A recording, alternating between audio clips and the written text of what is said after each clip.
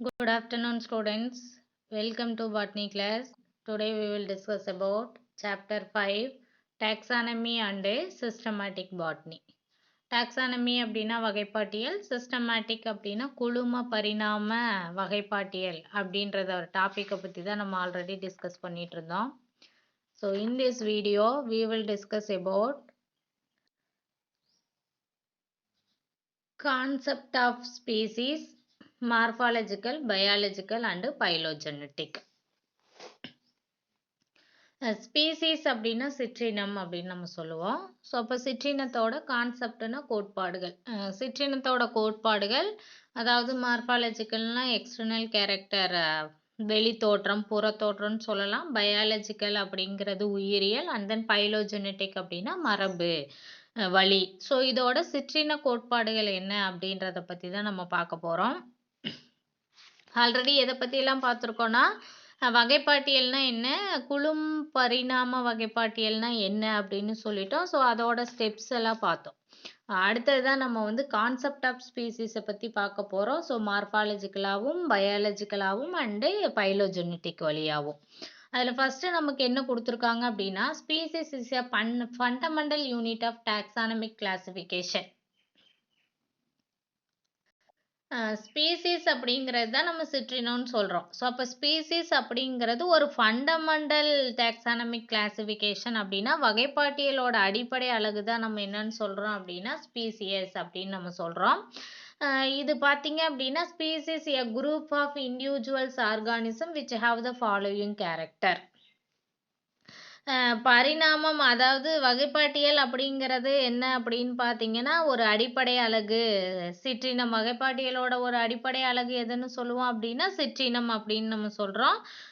So அதை வந்து பார்த்தீங்க அப்படின்னா ஒரு சிற்றினம் அப்படிங்கிறது தனி உயிரினமாக இருக்கட்டும், அண்ட் தென் கூட்டமாகவோ சிற்றினங்களை வந்து species of group of individuals organism, சரிங்களா. ஸோ கூட்டமாக இருக்கக்கூடிய சிற்றினங்களில் கீழ்கண்ட பண்புகள் இருக்குது அப்படின்னு நம்ம சொல்லலாம். ஸோ அதில் ஃபஸ்ட்டு இருக்கக்கூடியது என்னென்னா a population of organisms which closely resemble each other more than the other population. So அதில் ஃபஸ்ட்டு இருக்கக்கூடிய அதாவது சிற்றினம் அப்படிங்கிறது ஒரு தனி உயிரினங்களின் கூட்டமாகிய சிற்றினங்கள் அப்படின்னா என்ன கேரக்டரிஸ்டிக் ஃபியூச்சர்ஸ் இருக்கும் அப்படின்னு பார்த்தீங்கன்னா, இது வந்து பார்த்தீங்கன்னா ஒன்று population of organism which closely resemble each other more than the other population. மற்ற உயிரினங்களோட கூட்டத்திலிருந்து பார்த்தீங்க அப்படின்னு பார்த்தீங்கன்னா ஒரு உயிரின கூட்டத்தில் இருக்கக்கூடிய உயிரினங்கள் எல்லாமே எப்படி இருக்கும் அப்படின்னு பார்த்தீங்கன்னா க்ளோஸ்லி ரிசம்பிள், நெருங்கிய தொடர்பு இருக்கக்கூடியது அப்படின்னு நம்ம சொல்லலாம். அதாவது இப்போ ரெண்டு டிஃப்ரெண்ட் ஸ்பீசிஸ் எடுத்துக்கிறோம் அப்படின்னு பார்த்தீங்கன்னா ரெண்டுக்கு இருக்கக்கூடியது கொஞ்சம் அதோட தொடர்பு வந்து கொஞ்சம் கம்மியாக இருக்கலாம்.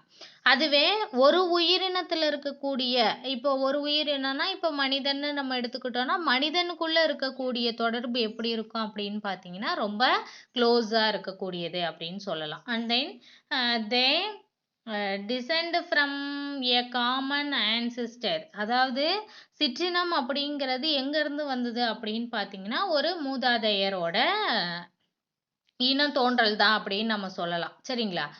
So and then next, in sexually reproducing organisms, they interbreed freely in nature, producing fertile offspring.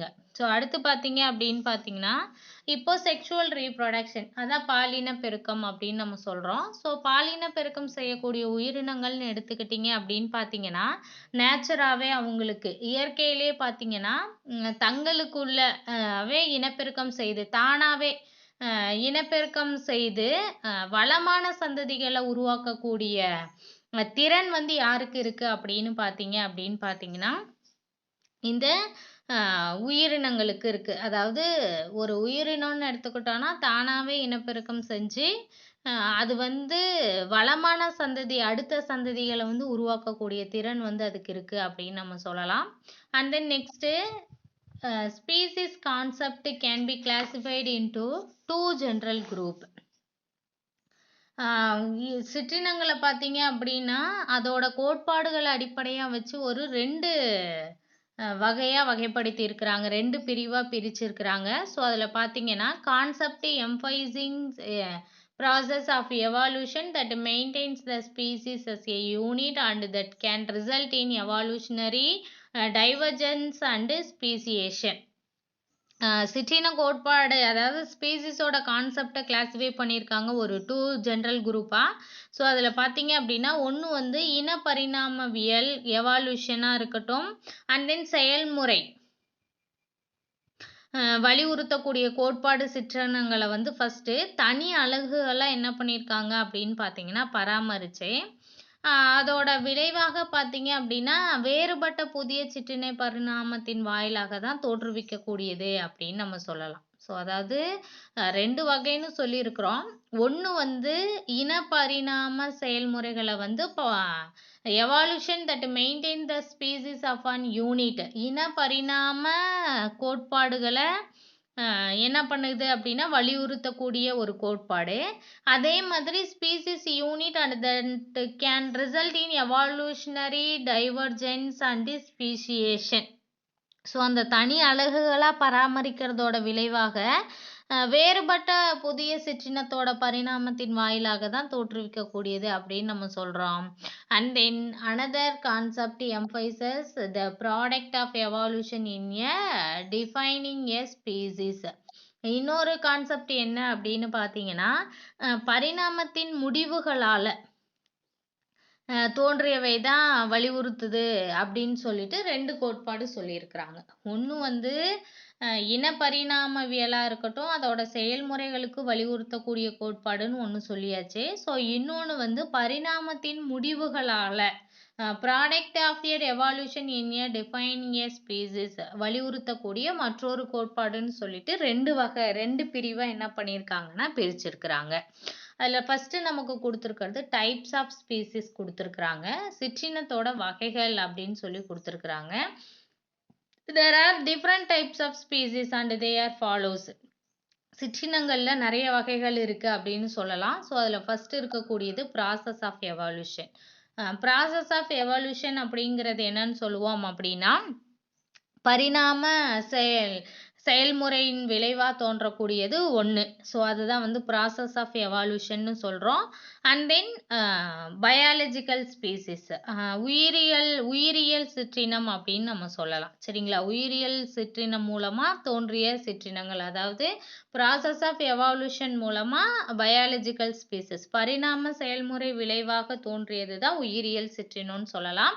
And then product of evolution அடுத்து பார்த்தீங்க அப்படின்னா பரிணாமத்தோட முடிவின் விளைவாக வந்தது எது அப்படின்னா morphological species and phylogenetic species. புறத்தோற்ற சிற்றினங்களும் இன பரிணாம சிற்றினங்களும். முன்னாடியே நம்ம சொல்லிட்டோம் என்னென்னா ஸ்பீசிஸோட கான்செப்டை classified into 2 general group.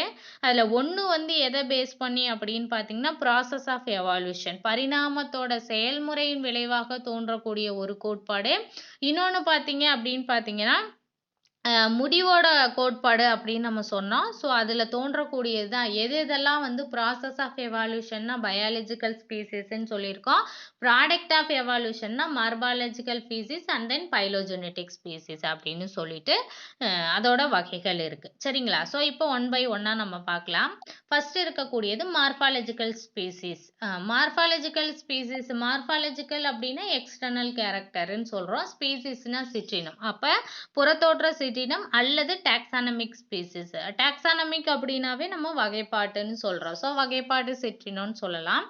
when the individuals are similar to one another in one or more features and different from other such groups they are called morphological species. அதாவது இப்போ ஒரு தனித்தாவரம் individuals are similar to one or another in one or more features and different from other such groups.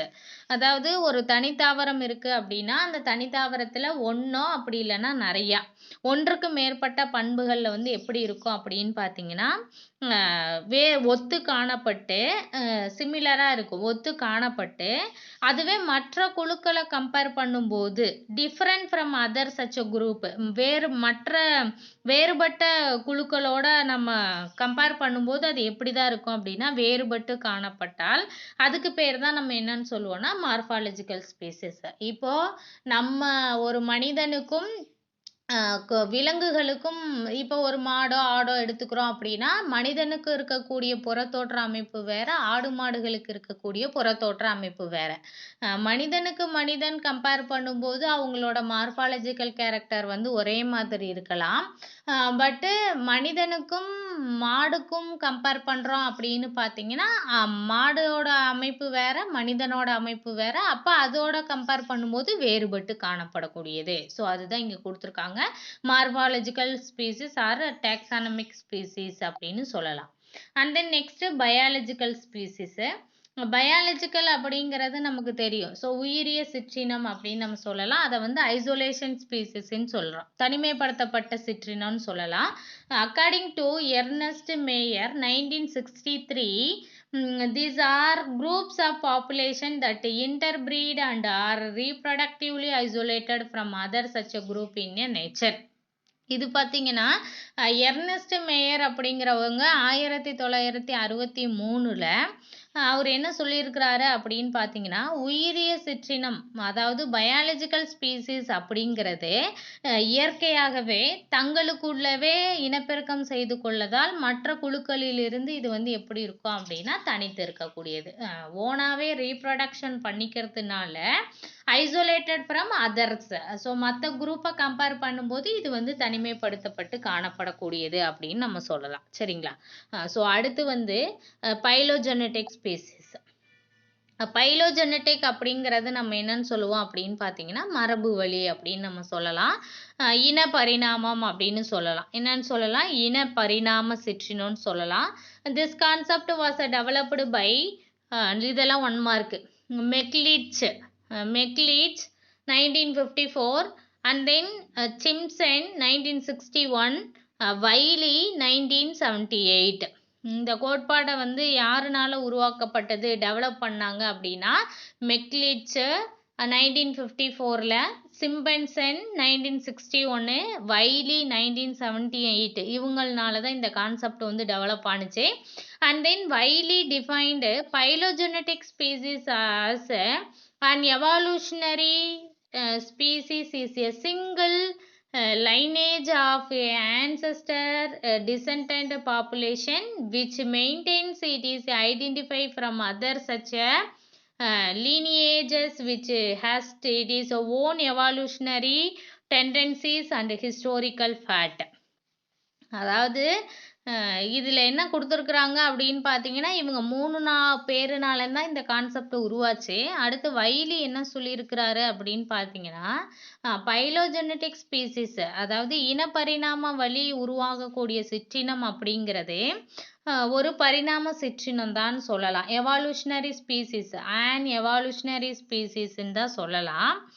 ஒரு பரிணாமம் சிற்றினம் தான். இது வந்து மூதாதையரிடமிருந்து தோன்றிய ஒரு இனத்தோன்றல் தான். இப்போ வந்து நம்ம இருக்கிறோன்னா நம்ம அப்பா கிட்ட இருந்து நம்ம அப்பா அவங்க தாத்தா இந்த மாதிரி மூதாதையர்கிட்ட இருந்து வர்றதுதான்னு சொல்லலாம்.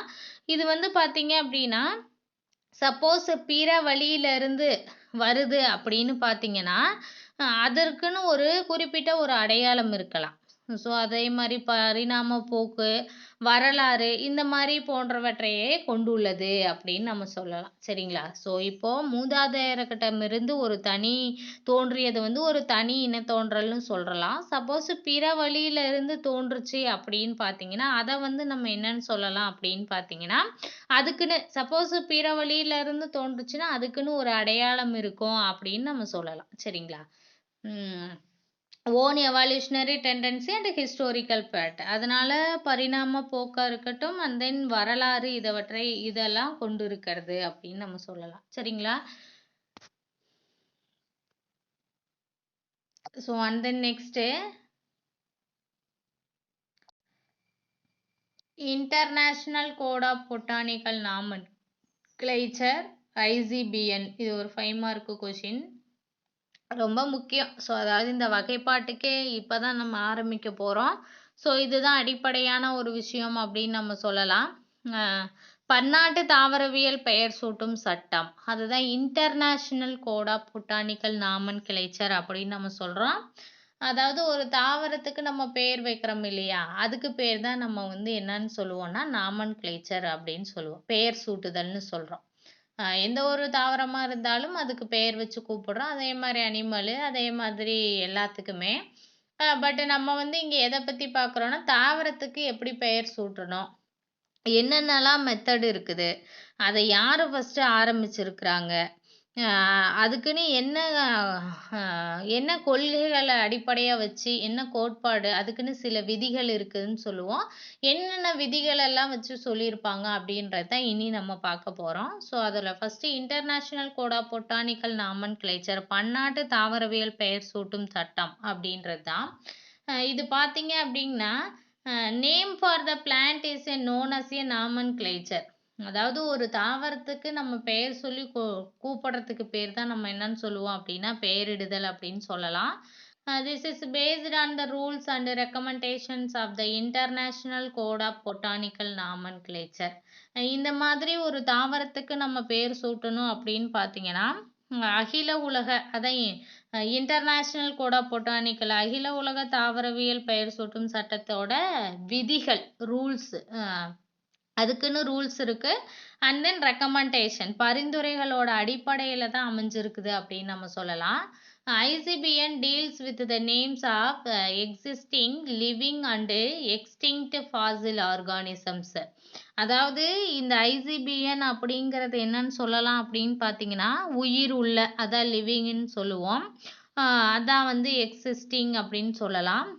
உயிருள்ள அல்லது உயிரற்ற அழிந்து போன உயிரினங்கள், அதுதான் ஃபாசில், எச்ச உறுப்பு, தொல்லுயிர் எச்சம் அப்படின்னு சொல்லலாம். உயிருள்ள மற்றும் அழிந்து போன உயிரினங்களோட பெயர்களை பற்றி நமக்கு விளக்கக்கூடியது தான் எதுன்னு சொல்லுவோம்னா இந்த ICBN அப்படின்னு சொல்லலாம். And then the elementary rule of naming of plants was first proposed by Linnaeus in 1751 in his Philosophy Botanica.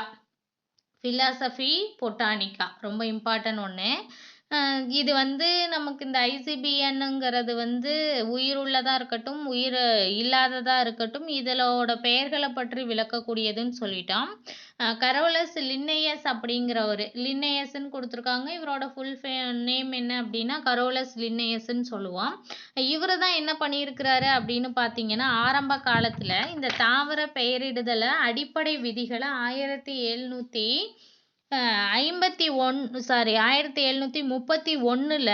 And then 1751 வெளியிட்டாரு. So அவர் எந்த பேரில் அப்படின்னா ஃபிலோசபியா பொட்டானிக்கா அப்படின்ற ஒரு புத்தகத்தில் தான் இதை வந்து ஃபர்ஸ்ட் என்ன பண்ணியிருக்கிறாரு அப்படின்னா ப்ரப்போஸ் பண்ணியிருக்கிறாரு.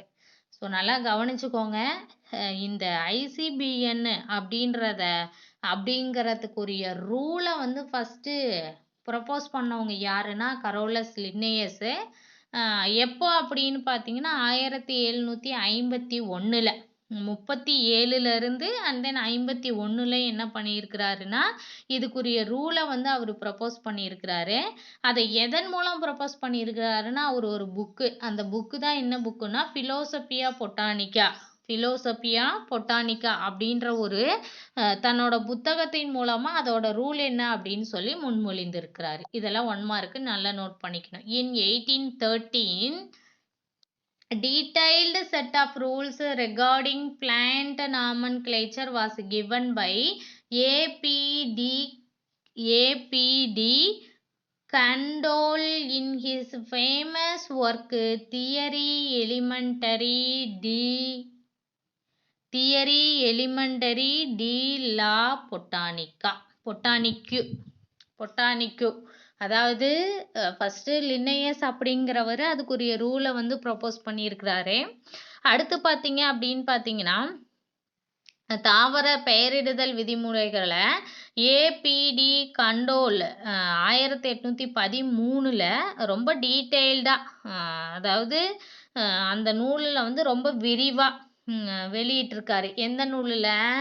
தியரி எலிமெண்டரி டி லா பொட்டானிக்கு அப்படின்ற ஒரு நூலில் ரொம்ப டீட்டெயில்டாக என்ன பண்ணியிருக்கிறாருன்னா அந்த ரூலை பற்றி சொல்லியிருக்கிறாரு. And then next then the present ICBN was evolved by following the same rules of Linnaeus, APD Condol and his son Alphonse D.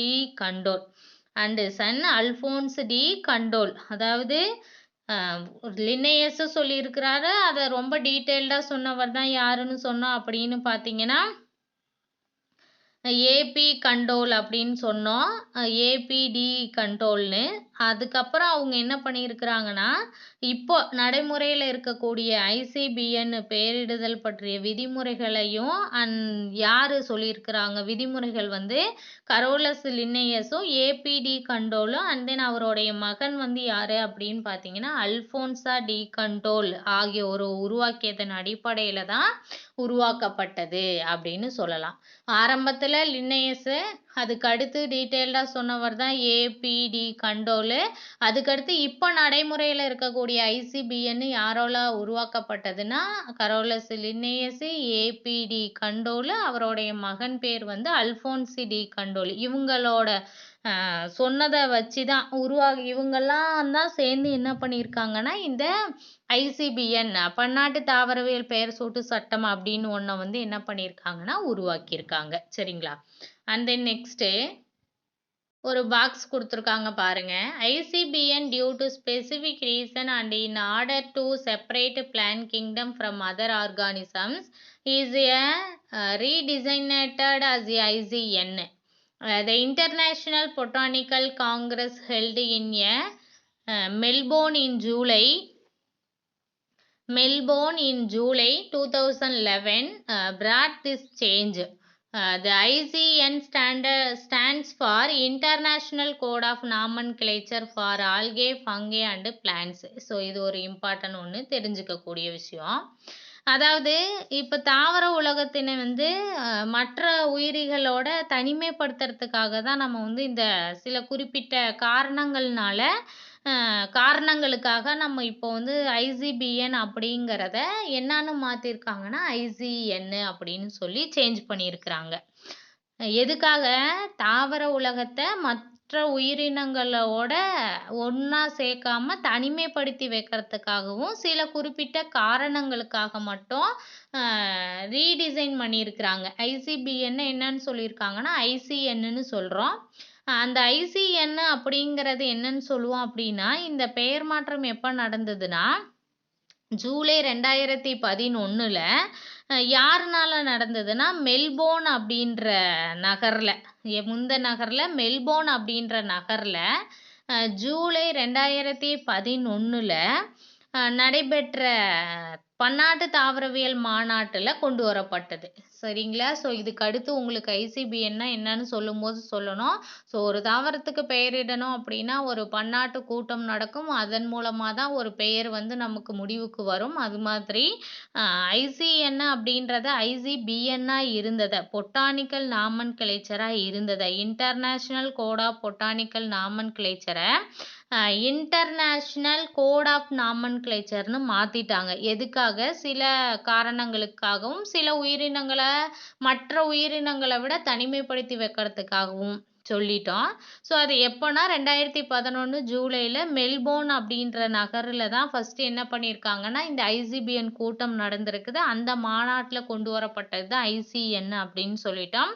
அந்த ICN அப்படிங்கிறது ஆல்கே, ஃபங்கை, பிளான்ஸ், பாசி, பூஞ்சை தாவரங்களுக்குரிய சர்வதேச அதுதான் வந்து ICNன்னு சொல்லுவோம். சர்வதேச பெயர் சூட்டும் சட்டமாக விளங்குகிறது அப்படின்னு சொல்லலாம். சரிங்களா?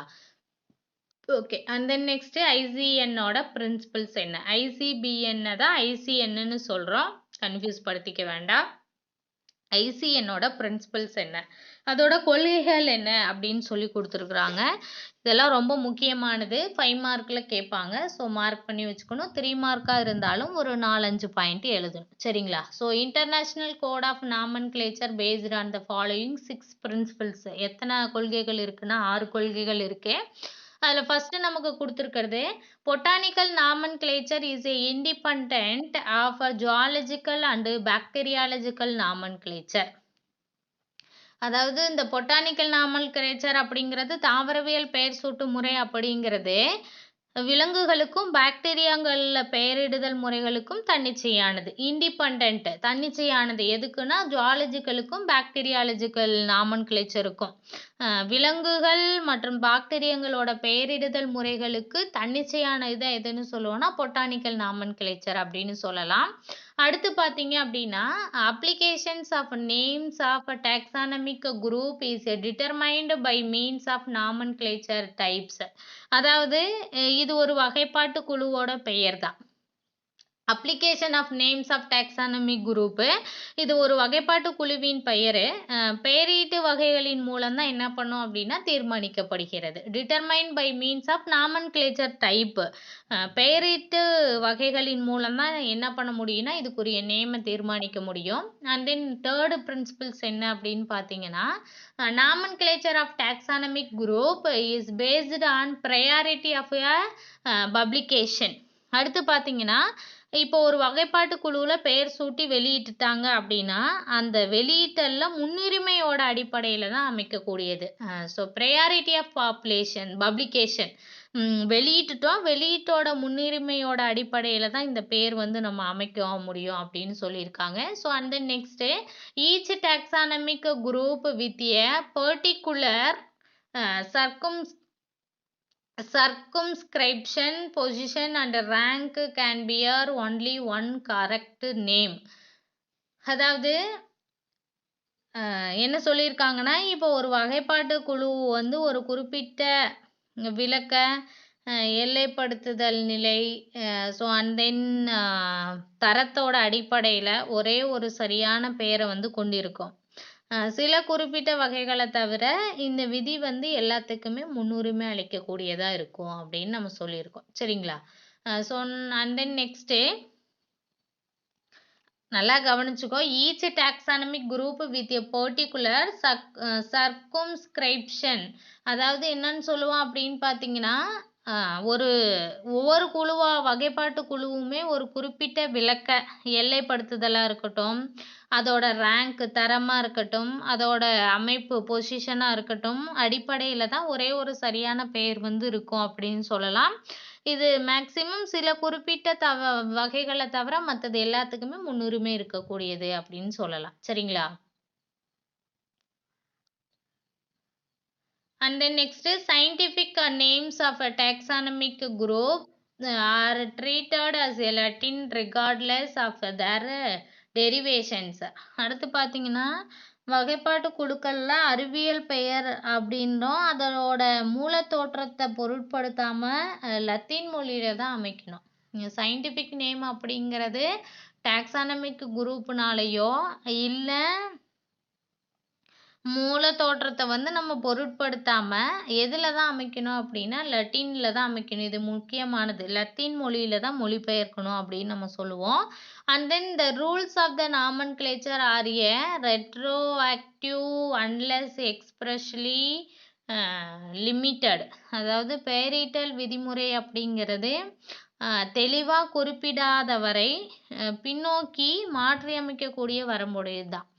இப்போ ஒரு பேர் வச்சுட்டோம் அப்படின்னா அது தெளிவாக இல்லை சரியா இல்லைன்னா திரும்ப அதை வந்து மாற்றி அமைக்கக்கூடிய வகையில தான் இருக்கும். சரிங்களா? அந்த ரூல் வந்து கண்டிப்பாக இருக்கணும் பெயர் வைக்கிறோன்னா. அப்படி அந்த ரூல் வந்து கரெக்டாக இல்லை அப்படின்னா திருப்பி அந்த ரூலுக்குரியது கரெக்டாக வர மாதிரி நம்ம மாற்றி பெயர் வந்து வச்சுக்கிட்டே இருக்கணும். ஸோ இதுதான் ஐசிஎன்னோட பிரின்சிபல்ஸ் அப்படின்னு சொல்லலாம். சரிங்களா? Okay. So and then next code of nomenclature. Code of nomenclature அப்படிங்கிறது நமக்கு தெரியும். பெயரிடல் விதிகள். பெயரிடுதலுக்கான விதிகள் என்னென்ன அதுதான் கோட்ஸ் ஆஃப் நாமன்கிளேச்சர் அப்படின்னு சொல்கிறோம். ICN has formulated a set of rules and recommendations dealing with the botanical name of plants. ஒரு தாவரத்துக்கு வந்து ICN அமைப்புல பெயரிடுறோம் அப்படின்னு பார்த்தீங்கன்னா அதனை பற்றின விதிகள் ரூல்ஸாக இருக்கட்டும், பரிந்துரைகளோட தொகுப்பு ரெக்கமெண்டேஷனாக இருக்கட்டும், இதெல்லாம் முறைப்படுத்தி உருவாக்கி இருக்கிறது தான் அதோட பெயர் அப்படின்னு நம்ம சொல்லலாம். And then International Botanical Congress is held at different places every 6 years. So அதாவது இந்த International Botanical Congress பன்னாட்டு தாவரவியல் சட்டக்குழு டிஃப்ரெண்ட் பிளேசஸ் வெவ்வேறு இடங்களில் 6 வருஷத்துக்கு ஒரு முறை கூடும். சரிங்களா? இந்த பன்னாட்டு பெயரூட்டும் தாவரவியல் சட்டக்குழு பெயரிடுறதுக்காக ஒரு சட்ட ரீதியாக ஒரு குழு அமைச்சிருப்பாங்க. அந்த குழு வந்து 6 வருடங்களுக்கு ஒரு முறை அது வந்து வெவ்வேறு இடத்துல வந்து என்ன பண்ணும் அப்படின்னா கூடுவாங்க. And then proposals for nomenclature changes and changes in rules are discussed and implemented. அந்த கூட்டத்தில் என்ன பண்ணுவாங்கன்னா பெயரிடுதலில் செய்யப்படக்கூடிய மாற்றங்கள் அதோட முன்மொழிவுகள் விவாதிக்கப்பட்டு நடைமுறைப்படுத்தப்பட்டது. சரிங்களா? சப்போஸ் வச்ச பெயர் வந்து தப்பாக இருக்கு இல்லை அதில் என்ன மாற்றம் இது எல்லாத்தையுமே அந்த கூட்டத்தில் ஆலோசிச்சுட்டு விவாதிக்கப்பட்டு அதுக்கப்புறம் அதை வந்து இம்ப்ளிமெண்ட் பண்ணுவாங்க, நடைமுறைப்படுத்துவாங்க.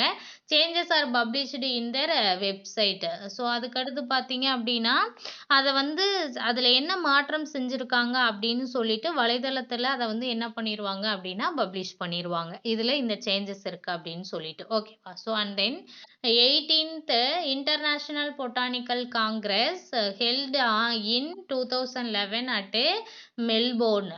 ஸோ நல்லா கவனிச்சுக்கோங்க, இதெல்லாம் 1 மார்க். 18th அதாவது 18வது பன்னாட்டு தாவரவியல் மாநாட்டில் பார்த்தீங்க அப்படின்னு பார்த்தீங்கன்னா 2011 மெல்போர்னில் தான் என்ன பண்ணியிருக்கிறாங்க அப்படின்னா நடத்தியிருக்கிறாங்க. சரிங்களா? ஸோ 2011 மெல்போர்னு ஆஸ்திரேலியாவில் இருக்கக்கூடிய மெல்போர்ன் நகரில் Melbourne Australia made the following major changes.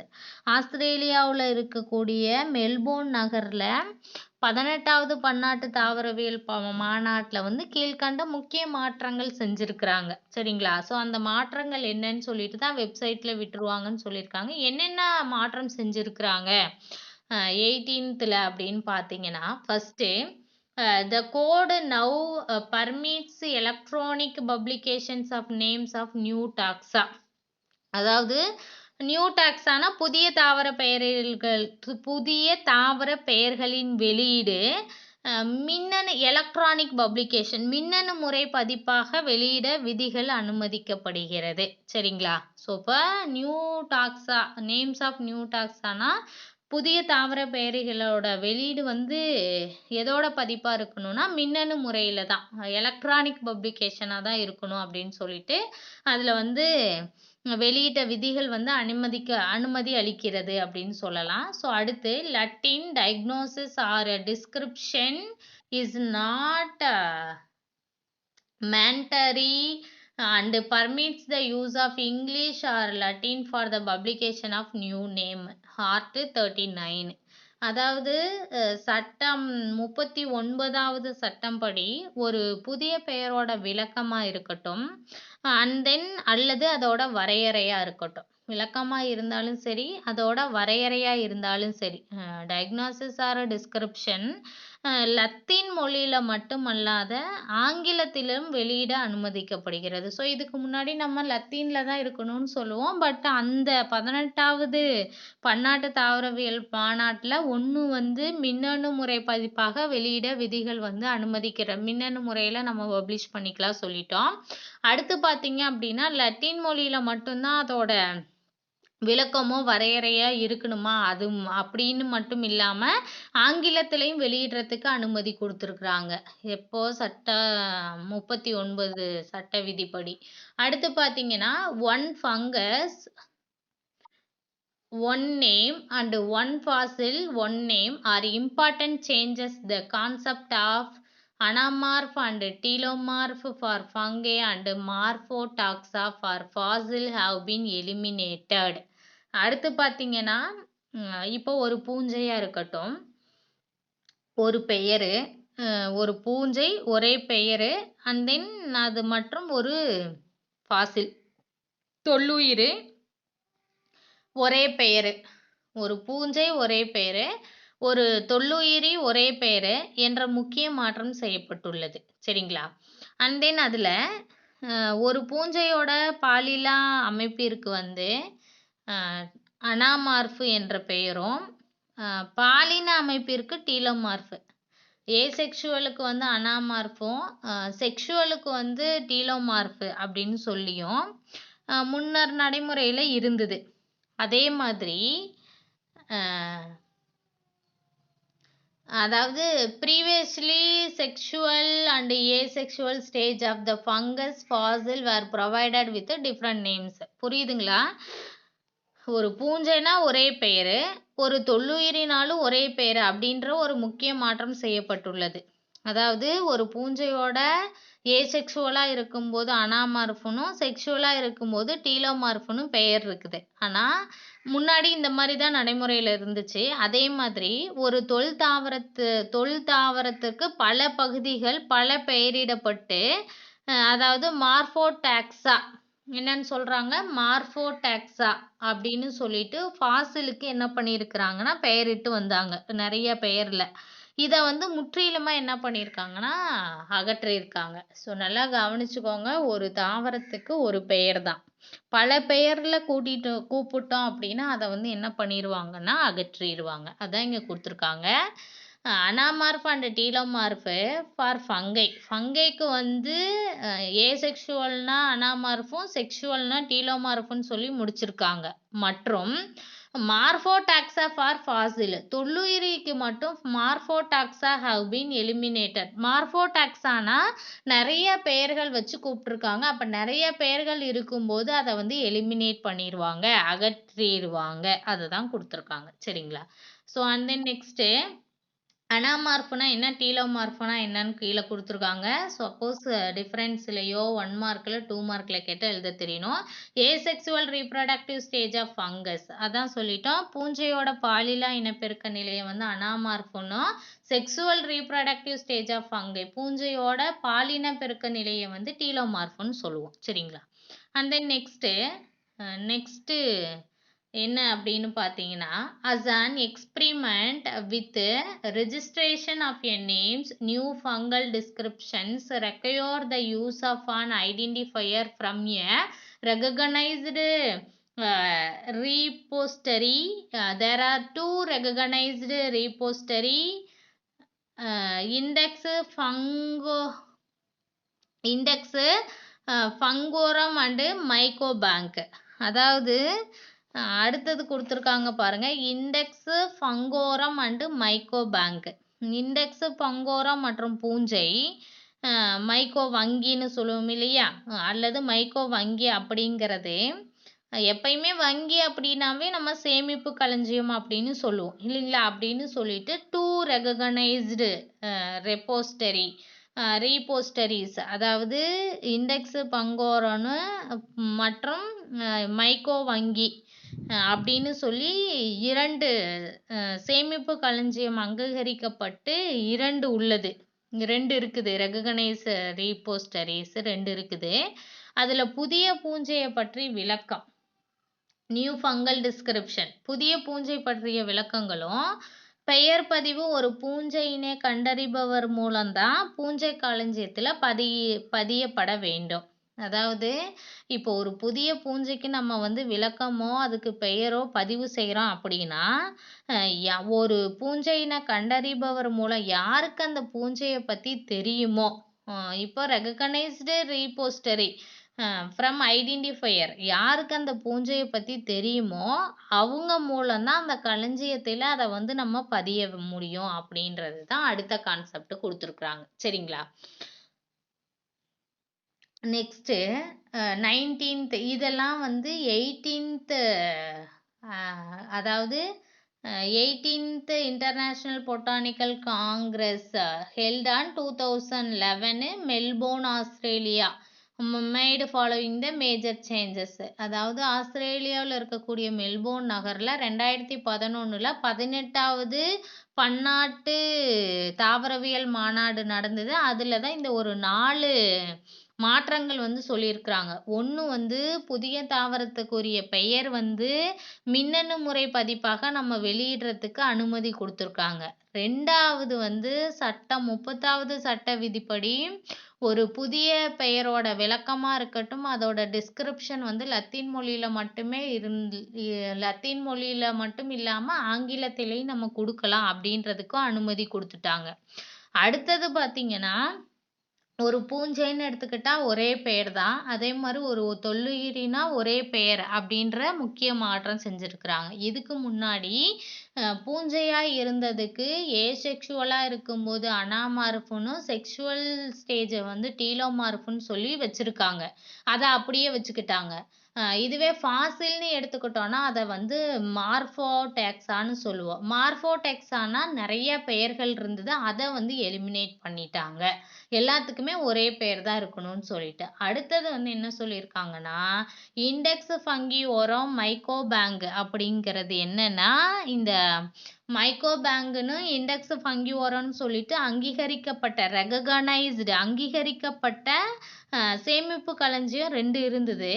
அதில் வந்து ஒரு புதிய பூஞ்சையை பற்றி விளக்கமோ பெயரோ நம்ம பதிவு செய்யணும்னு நினைக்கிறோம் அந்த களஞ்சியத்தில், அந்த வங்கியில் அப்படின்னா, யார் ஒருத்தர் ஃபங்கையோட ஐடென்டிஃபையராக இருக்கிறாங்களோ அவங்க மட்டும்தான் செய்ய முடியும். ஸோ இதெல்லாம் 18th நடந்த கூட்டத்தில் சொல்லிட்டாங்க. அடுத்து பாருங்க, 19th International Botanical Congress as held in Shenzhen in China in 2017. Changes accepted by International Botanical Congress are yet to be published. அதாவது 18 முடிஞ்சு சில மாற்றங்கள் கொண்டு வந்தாங்க. அடுத்து 19 அந்த பன்னாட்டு தாவரவியல் மாநாடு வந்து 2017 நடந்தது. 2011 18வது நடந்தது. அடுத்து 17 ஒரு கூட்டம் நடந்தது. அது எங்கே அப்படின்னு பார்த்தீங்கன்னா, சீனாவில் இருக்கக்கூடிய சென்ஜென் அப்படின்ற இடத்துல நடைபெற்றது.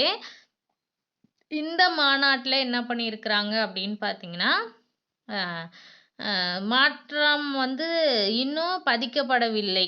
அந்த மாநாட்டில் செய்யப்பட்ட மாற்றம் வந்து நமக்கு இன்ன வரைக்கும் என்ன பண்ணலை அப்படின்னு பார்த்தீங்கன்னா, பப்ளிஷ் பண்ணலை அப்படின்றத சொல்லியிருக்காங்க. சரிங்களா? ஸோ அப்போ ஒவ்வொரு 6 வருஷத்துக்கு ஒரு தடவை கூடுன்னு சொல்லிட்டோம். அதில் என்ன மாற்றம் வைக்கிறாங்க, அதில் என்ன முன்மொழிவு என்ன இருக்குதுன்றதை விவாதித்து நமக்கு நடைமுறைப்படுத்தப்படும்னு சொல்லுவோம். ஸோ இது வந்து டிஃப்ரெண்ட் பிளேசஸில் நடக்கும்னு சொல்லிட்டோம். அதுதான் ஒன்று வந்து நமக்கு வந்து ஆஸ்திரேலியாவில் இருக்கக்கூடிய மெல்போர்ன் நகரில் இருந்தது. இன்னொன்று பார்த்தீங்க அப்படின்னு பார்த்தீங்கன்னா, சீனாவில் சென்ஜென் பகுதியில். ஆஸ்திரேலியாவில் நடந்த மாற்றம் வந்து என்னென்னலாம் அனுமதிச்சிருக்காங்கன்னு சொல்லி நமக்கு பப்ளிஷ் பண்ணிட்டாங்க.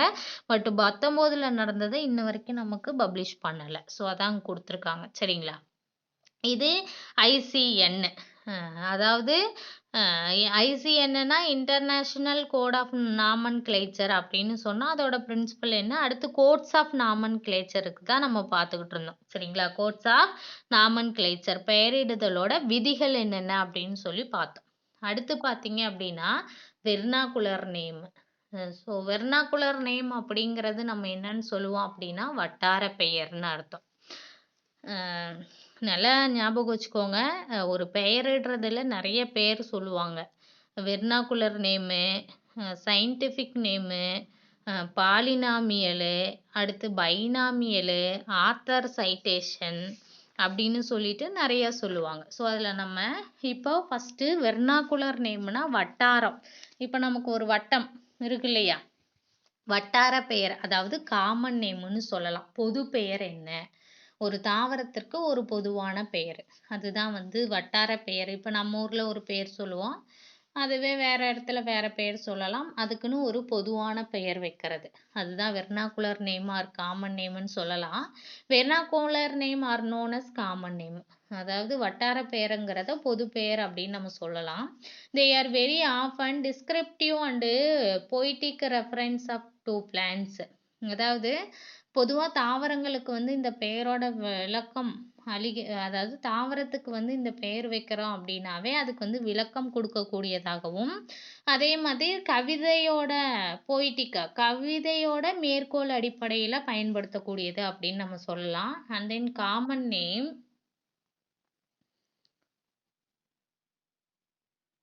refer to more than one plant or many plants may have same common name. அதாவது பொதுவான பெயர் அப்படிங்கிறது ஒரு தாவரத்திற்கு ஒன்று அப்படி இல்லைன்னா பல பொது பெயர்களை வைத்து அழைக்கப்படுகிறது. அதான் refer to more then one plant are many plants may have same common name. ஒரே தாவரத்திற்கு ஒன்று இல்லைன்னா சில பல பெயர்களில் வச்சு கூப்பிடுறாங்க. அந்த பெயர்கள் பார்த்தீங்க அப்படின்னா these names are regional or local and are not universal. இது வந்து இப்படி பல பெயர்ல நம்ம ஊர்ல ஒரு பெயர் சொல்றோம், மற்ற ஊர்ல ஒரு பெயர் சொல்றாங்க அப்படின்னு பார்த்தீங்கன்னா அதை வந்து உள்ளூர்லையா இருக்கட்டும் அண்ட் தென் வட்டார வழக்கு பெயராக மட்டும்தான் இருக்கும். ஸோ அப்படி இருக்கும்போது அது வந்து உலகம் முழுவதுக்கும் அது பொதுவான பெயர் கிடையாது.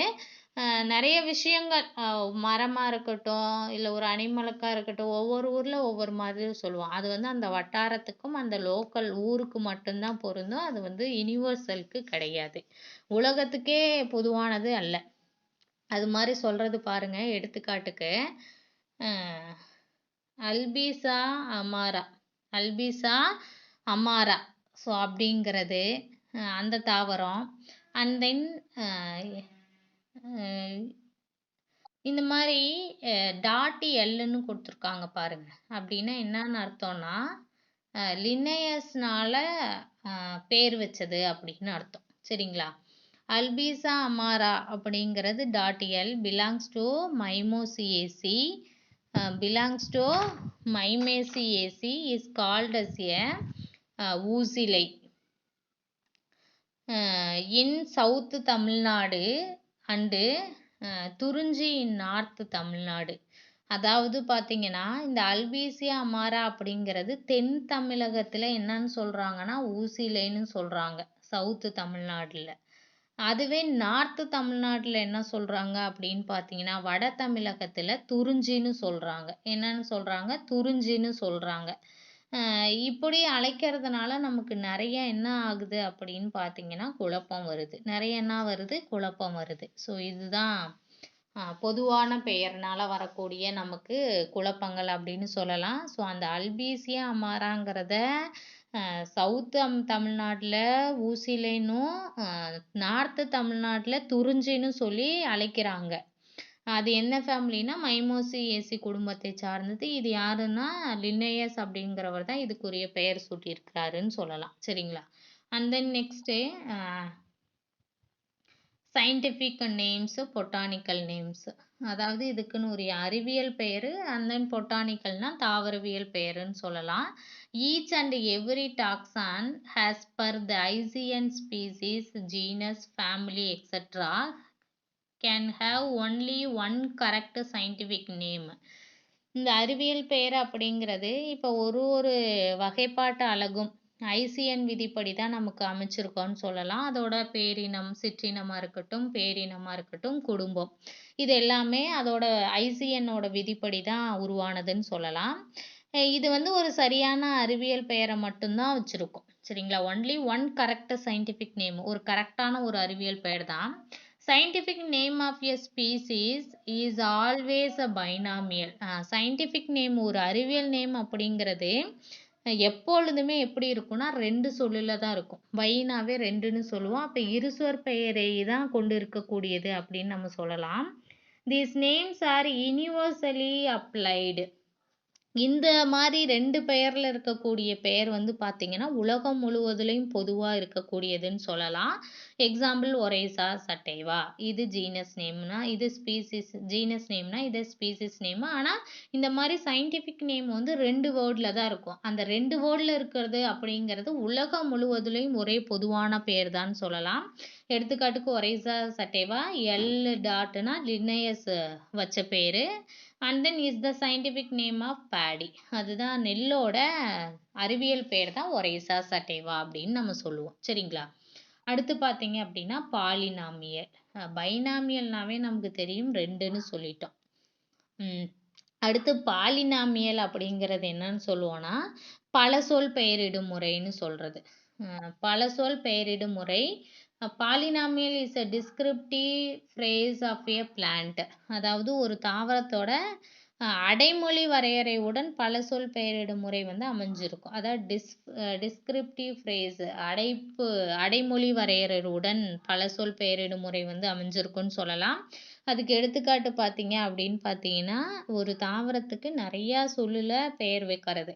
இப்போ பார்த்தீங்கன்னா ரனன்குலஸு, நல்லா கவனிச்சுக்கோங்க, ரனன்குலஸு, கேலிசிபஸு, ரெட்ரோஃப்ளெக்சிஸ், பெடன்குலசிஸ், பெடன்குலிஸ், அண்ட் தென் ஃபால்காட்டிஸ், காலே, எரக்டோ, ஃபோலியேஸ், காம்போஸ்டிஸ் அப்படின்னு சொல்லிட்டு ஒரு தாவரத்துக்கு பல சொற்கள்ல பேர், அந்த அடைமொழி பல சொல்லு பெயரிடும் முறை வந்து அமைஞ்சிருக்கும். ரனன்குலஸு, காலிசிபஸு, ரெட்ரோஃப்ளெக்சிஸ், பெடன்குலிஸ், ஃபால்காட்டிஸ், காலே, எரக்டோ, ஃபோலியேஸ், காம்போஸ்டிஸ் அப்படின்னு சொல்லிட்டு இதற்கு என்னெல்லாம் மீனிங்னு பாருங்க. இட் மீன்ஸ்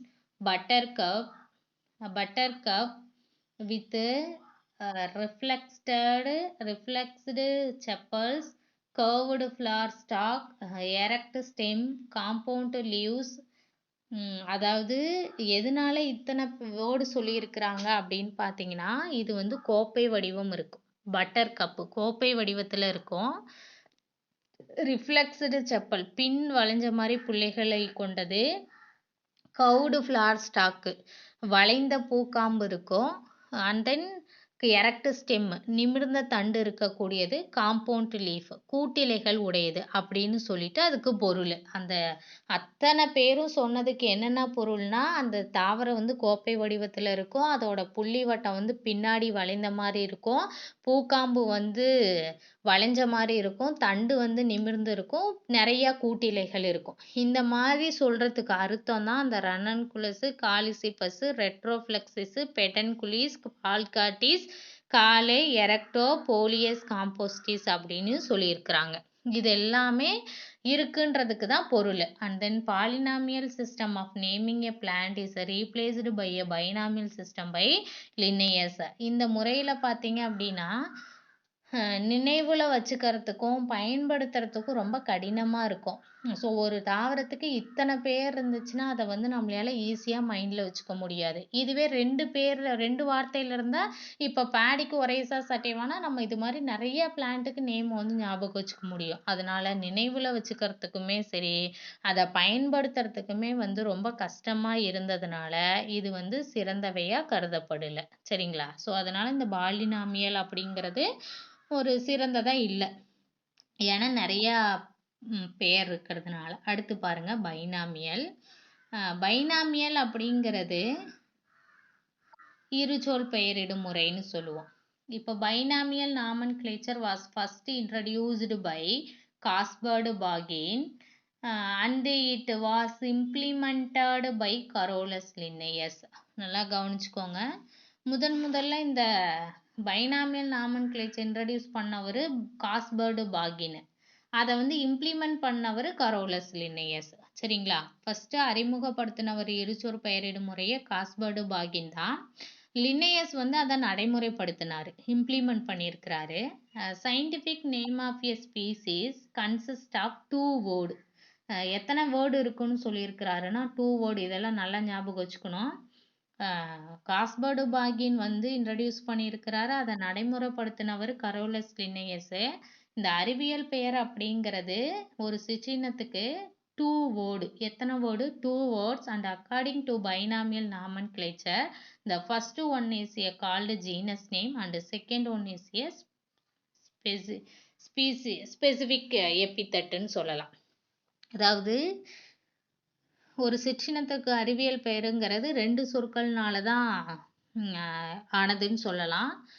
ஃபர்ஸ்ட்ல இருக்கக்கூடிய வேர்டை வந்து ஜீனஸ் நேம்னு சொல்லுவோம். அதான் பேரின சொல்லுன்னு சொல்லலாம். இரண்டாவதா இருக்கக்கூடிய வேர்டு வந்து ஸ்பீசிஸ், அதாவது ஸ்பெசிஃபிக் எபித்தட்டுன்னு சொல்லுவோம். சரிங்களா? சிற்றினத்தை குறிக்கக்கூடியதுன்னு சொல்லலாம். அதான் ஸ்பீசிஸ் நேம்னு சொல்லலாம். ஸ்பெசிஃபிக் எபித்தட்டுன்னு சொல்றோம். அது இதுதான் வந்து அந்த 2 வேர்டு. ஒரு வேர்டு ஜீனஸ் வேர்டு, ஒரு வேர்டு ஸ்பெசிஃபிக் எபித்தட், ஸ்பீசிஸ் வேர்டுன்னு சொல்லலாம். அதுக்கு எக்ஸாம்பிள் பாருங்க. இப்போ மாமரம்னா மாஞ்சிஃபெரா இண்டிகா. ஃபர்ஸ்ட் வேர்டு வந்து genus and then second word specific epithet or species நேம்னு சொல்லலாம்.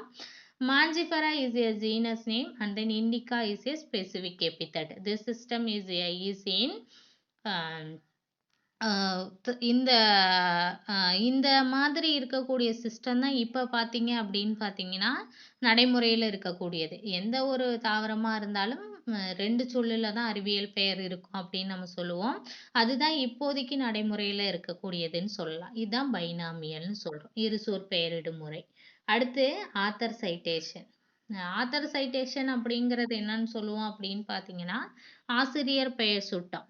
ஆசிரியர் பெயர் சூட்டனா சப்போஸ் இப்போ ஒரு தாவரத்துக்கு பெயர் சூட்டிட்டாங்க அப்படின்னு பார்த்தீங்கன்னா அவரோட அவரோட பெயரை வந்து பார்த்தீங்க அப்படின்னா அந்த தாவரத்தோட ஸ்பீசிஸ் நேமுக்கு பக்கத்தில் போட்டிருப்பாங்க. அப்படின்னா அவருனால தான் இந்த தாவரத்திற்கு பெயர் சூட்டியிருக்கிறாங்க அப்படின்னு சொல்லியிருப்பாங்க. ஸோ அதுதான் இங்கே கொடுத்துருக்காங்க, ஆசிரியர் பெயர் சூட்டம் அப்படின்னு சொல்லிட்டு. This refers to a valid name of the taxa accompanied by the author's name who published the name validly. அதாவது ஒரு தாவரத்துக்கு முதல்ல ஒரு முறையா இனம் கண்டறிஞ்சு அதுக்கு பெயர் வச்சு அந்த ஆசிரியரோட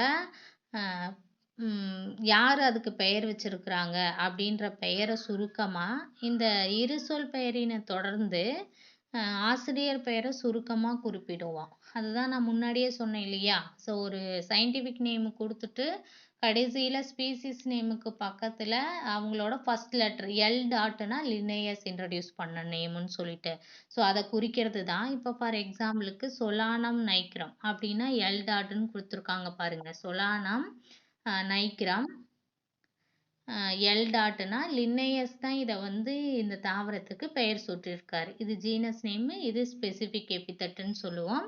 அதோட அந்த ஆசிரியரோட சுருக்கம் வந்து கொடுத்துருப்பாங்க. சரிங்களா? Solanum americanum. They are 2 types of author citation. இந்த மாதிரி கொடுத்துருக்கலாம். ஸோ இதைத்தான் வந்து தாவர பெயரோட ஆசிரியர் பெயர் சூட்டும் வந்து ஒருவராக அல்லது ஒன்றுக்கு மேற்பட்டவராகவும் இருக்கலாம். ஒருத்தர் மட்டும் வச்சிருக்கலாம், இல்லைன்னா நிறைய பேர் சேர்ந்து ஒரு தாவரத்துக்கு பெயர் சூட்டியிருக்கலாம். அதை வந்து 2 டைப்பில் கொடுத்துருக்குறாங்க. ஒன்று சிங்கிள் ஆத்தர், ஒருத்தர் மட்டும் வச்சாங்கன்னா அதை சிங்கிள் ஆத்தர்னு சொல்லுவோம். மல்டிபிள் ஆத்தர்ஸ்னால் நிறைய பேர் சேர்ந்து ஒரு குழுவாக வச்சுருக்காங்கன்னு அர்த்தம். இப்போ ஒரு ஆசிரியர்னா பாருங்க, சிங்கிள் ஆத்தர் ஒரு தனி ஆசிரியர். when a single author proposed valid name, the name of the author alone. யார் ஒருத்தர் அதோட இனத்தை கண்டறிஞ்சு அதுக்கு கரெக்டான நேம் வந்து வைக்கிறாங்களோ, அந்த ஒரு ஆசிரியர் மட்டும் தாவரத்தை முறையாக இனம் கண்டறிஞ்சு அதுக்கு பெயர் வச்சு அதுக்கு விளக்கம் கொடுக்குறாங்களோ அவரை தான் நம்ம வந்து சிங்கிள் ஆத்தர்னு சொல்லலாம். Accompanied by his abbreviated name. சரிங்களா? அவரை தான் சிங்கிள் ஆத்தரு. எக்ஸாம்பிள் என்ன கொடுத்துருக்காங்க அப்படின்னு பார்த்தீங்கன்னா பித்தா செலோபியம், பித்தா செலோபியம் சினேரியம் பென்த், பித்தா செலோபியம் சினேரியம் பென்த். அதாவது ஒருத்தர் மட்டும் அந்த தாவரத்துக்கு இரு சொல்லுல பெயர் வச்சுட்டாங்கன்னா அந்த இரு சொல்லோட பெயருக்கு இறுதியில் சுருக்கமாக அவரோட பெயர் வந்து குறிப்பிடணும்னு சொல்லுவாங்க. ஸோ அதுக்கு எடுத்துக்காட்டு தான் பித்தா செலோபியம் சினேரியம் பென்த் அப்படின்னு நம்ம சொல்லுவோம். சரிங்களா? இப்போ பித்தா செலோபியம் சினேரியம் அப்படிங்கிறது பென்த், அது மாதிரி அவங்களோட சுருக்கம் வந்து கடைசியில் இருக்கும். இப்போ பித்தா செலோபியம் சினோரியோங்கிறது இது ஜீனஸ் நேம், இது ஸ்பீசிஸ் நேம்னா யார் சொன்னாங்களோ அவங்களோட பேர். Okay. And then multiple authors. When two or more authors are associated with a valid publication of name, their name should be noted with the help of Latin word et or and. So இந்த மாதிரி simple. பல ஆசிரியர்னால ஒரு தாவரத்துக்கு பெயர் வச்சிருக்காங்க 2 சொல்லல அப்படின்னு பார்த்தீங்கன்னா, முறையா அதோட விளக்கம் அறிஞ்சு முறையா அதோட பெயர் அதுக்கு பெயர் சூட்டி இருக்கிறாங்க அப்படின்னா, இருசொல் பெயரோட இறுதியில சுருக்கமா நம்ம எழுதணும். அதை எப்படி எழுதலாம் அப்படின்னு பார்த்தீங்க அப்படின்னா, எட்டால் சொல்லுவோம். மேக்சிமம் அதை என்னன்னு சொல்லலாம்னா, எட்டால் அப்படின்னு நம்ம சொல்லலாம். அதான் ஈட்டி எப்பயுமே ஒரு 4-5 பேர் சேர்ந்து வச்சுட்டோம் அவரோட குழுனாவே எட்டால்னு சொல்லுவோம். லத்தீன் வேர்டில் ஈட்டின்னு சொல்லலாம். அப்படி இல்லைன்னா இந்த மாதிரி சிம்பிள் போடலாம். அண்டு அந்த மாதிரி சொல்லுவோம் இல்லையா, இந்த மாதிரி சிம்பிள் லத்தீன் மொழியில சொல்லியிருக்கிறாங்க. அண்ட் தென் எக்ஸாம்பிளுக்கு கொடுத்துருக்காங்க பாருங்க. Delphinium viscosum, Delphinium viscosum. Hook யார் இந்த டெல்பினியம் விஸ்கோசங்கிறது தாவரத்தோட இருச்சொரு பெயருன்னு சொல்லலாம். யார் சேர்ந்து இதுக்கு பேர் வச்சிருக்காங்கன்னா ஹூக்கு.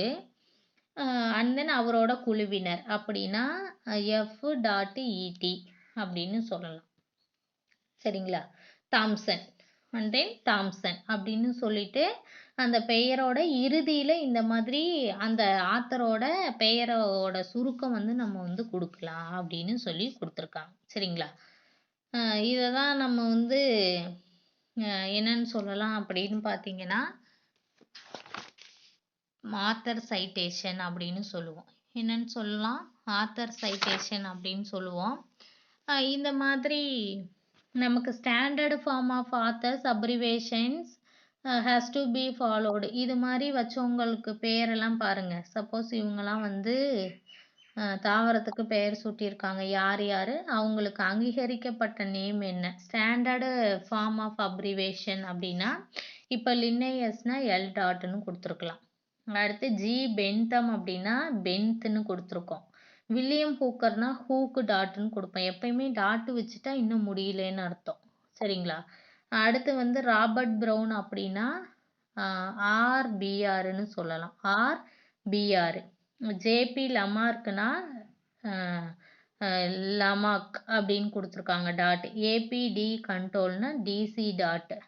அடுத்து வாலி அப்படின்னா வால் டாட். அடுத்து அல்ஃபோன்ஸ் டி கண்ட்ரோல் அப்படிங்கிறது ஏடிசி. ஸோ இந்த மாதிரி அவரோட சுருக்கம் இங்கே கொடுத்துருப்பாங்க. ஃபுல் நேம் கொடுக்காம ஷார்ட்டாக கொடுத்துருக்காங்கன்னா அது அந்த இருச்சொரு பெயரோட லாஸ்ட்ல வந்திருக்கணும். இப்போ ஏபிடி கண்ட்ரோல் தான் ஒரு தாவரத்துக்கு பெயர் சூட்டி இருக்கிறாங்கன்னா அவங்களோட பெயர் லாஸ்ட்ல. இப்போ சப்போஸ் இந்த டெல்பினியம் விஸ்கோசங்கிறது தாவரத்தோட பெயருனா இவர் ஹூக்கு அவரோட குழுவினர்லாம் வச்சிருக்காங்கன்றனால இப்போ ஹூக்குன்னு. அவரோட ஃபுல் நேம்னு பார்த்தோம் அப்படின்னா இங்கே என்னன்னு சொல்லுவோம் அப்படின்னா ராபர்ட் வில்லியம் ஹூக்கர். அப்போ வில்லியம் ஹூக்கரை நம்ம என்னன்னு தான் சொல்லியிருக்கிறாங்கன்னா ஷார்ட்டாக ஹூக்கு. அப்போ ஹூக்குன்னா வில்லியம் ஹூக்கர் இதுக்கு இன்ட்ரடியூஸ் பண்ணியிருக்கிறாரு. அண்ட் தென் அவரோட சேர்ந்தவங்க குழுவெல்லாம் வந்ததுனால F.E.Tன்னு கொடுத்துருப்பாங்க. சரிங்களா. அது மாதிரி இவங்களுக்கெல்லாம் இந்த பெயர் அங்கீகரிக்கப்பட்ட பெயர்னு சொல்லியிருக்காங்க. ஓகே. ஸோ அப்போ இன்னைக்கு நம்ம இந்த வீடியோவில் என்னெல்லாம் பார்த்துருக்கோம் அப்படின்னு பார்த்தீங்கன்னா, ஃபர்ஸ்ட் என்ன பார்த்தோம்னா இதெல்லாம் ரொம்ப முக்கியம். கொஞ்சம் பார்த்து வைங்க. Concept of species morphological biological and phylogenetic. அதாவது கான்செப்ட் ஆஃப் ஸ்பீசிஸ் சிற்றினங்களோட கோட்பாடை பற்றி பார்த்தோம். அண்ட் தென் அதோட டைப்ஸ் ஆஃப் ஸ்பீசிஸ் சிற்றினங்களோட வகைகள் பற்றி பார்த்தோம். அண்ட் தென் அதில் மார்பாலஜிக்கல் ஸ்பீசிஸ்னா என்ன, அண்ட் தென் அதில் இருக்கக்கூடியது international code of botanical morphology biology பைலோஜெனட்டிக்கை பற்றி பார்த்தோம். And then next international code of botanical நாமன்கிளேச்சர்னா என்னன்னு சொல்லி பார்த்தோம். அதை தான் அப்புறம் பின்னாடி அதை சில காரணங்களுக்காக ICNன்னு மாற்றினாங்கன்னு சொன்னோம். அடுத்து ஐசிஎன்னோட பிரின்சிபல்ஸ் என்ன அப்படின்னு சொல்லி பார்த்தோம். அடுத்து பார்த்தீங்கன்னா கோட்ஸ் ஆஃப் நாமன்கிளேச்சரு. அது வந்து அதுக்குன்னு எப்போ கூடும், எத்தனை வருஷத்துக்கு ஒரு தடவை கூடும், 6 இயர்ஸ்க்கு ஒன் தடவை இது நிறையா வெவ்வேறு இடங்களில் கூடும்னு சொல்லிட்டோம் அந்த ஐசிஎன்னு சொல்லிட்டு. அதில் வந்து ஒரு பெயர் வச்சுருக்காங்கன்னா அதில் சப்போஸ் ஏதாவது மாற்றம் இருக்குது, அதுக்கு என்ன நடைமுறையில் என்ன கொண்டு வராங்க அப்படின்றது எல்லாத்தையுமே விவாதித்து அதை வந்து இம்ப்ளிமெண்ட் பண்ணுவாங்க, நடைமுறைப்படுத்துவாங்க. அந்த பப்ளிஷ் பண்ணதை வந்து வெப்சைட்டில் வந்து விட்டுருவாங்க. அதே மாதிரி 18th செஞ்சுரியில் 18th வந்து ஒரு தடவை நடந்தது. அதே மாதிரி 19th ஒரு தடவை நடந்தது. அதோட மாற்றங்களை நமக்கு கொடுத்தாங்க. 19th நடந்ததுக்கு கொடுக்கல. அடுத்து அதில் இருக்கக்கூடிய வெர்னாகுலர் நேம்னா என்ன, காமன் நேம்னா என்னன்னு சொல்லி பார்த்தோம். அடுத்து சயின்டிஃபிக் நேமு, இதுதான் இப்போ நடைமுறையில் இருக்கிறதுன்னு சொல்லலாம். 2 வார்த்தையில் ஒரு வேர்டு. பாலினாமியல்னு சொல்லுவோம். ஏன்னா ஒரு பிளான்ஸை வந்து தெரிஞ்சுக்கணுன்னா அதுக்கு நிறைய பேர் வச்சுருப்பாங்க. அப்படி வைக்கும்போது நமக்கு மனதில் வச்சுக்கிறதுக்கும் அதை வந்து செயல்முறைப்படுத்துறதுக்கும் ரொம்ப கஷ்டமாக இருந்ததுனால இது வந்து இப்போதைக்கு கிடையாது. யாராலையும் அதை வந்து இம்ப்ளிமெண்ட் பண்ணலை. அதை வந்து ரீப்ளேஸ் பண்ணி சிஸ்டம் ஆஃப் லினியஸ் பைனாமியல் சிஸ்டத்துக்கு தான் ரீப்ளேஸ் பண்ணிட்டாங்க. அதை தான் பைனாமியல்னா என்னன்னு சொன்னோம். ஸோ அதை ஃபஸ்ட்டு இன்ட்ரடியூஸ் பண்ணவங்க காஸ்பர்டு பாக்கின்னு, அதை இம்ப்ளிமெண்ட் பண்ணவர் கரோலஸ் லினேயஸு. 2 வேர்டில் வச்சுருப்பாங்க. ஒன்று ஜீனஸ் நேம், இன்னொன்று ஸ்பெசிஃபிக் எபித்தட்டு. அதோட இறுதியில் ஆத்தரோட சைட்டேஷன், ஆத்தர் யாரோ அவங்களத போட்டுக்கலாம். அதான் ஆத்தர் சைட்டேஷன் சொன்னால். ஒருத்தர் வச்சா சிங்கிள் ஆத்தர்னு சொல்லலாம். நிறைய பேர் வச்சா ஈடி அப்படி இல்லைன்னா அண்டு அப்படின்ற ஒரு சிம்பிளை வந்து நம்ம போட்டோம்னா அதை வந்து பல பேரை வந்து குறிக்கக்கூடியதுன்னு சொன்னோம். சரிங்களா? ஸோ அதுதான் ஆத்தர் சைட்டேஷன். இதை தான் இன்னைக்கு நம்ம பார்த்தோம். அது மாதிரி standard form of authors abbreviation, அதாவது யார் யாருக்கு ஸ்டாண்டர்டாக இவங்களுக்குன்னா இந்த மாதிரி ஷார்ட் ஃபார்மில் கொடுப்பாங்கன்னு சொல்லி நம்ம பார்த்தோம். ஓகேவா? தேங்க்யூ.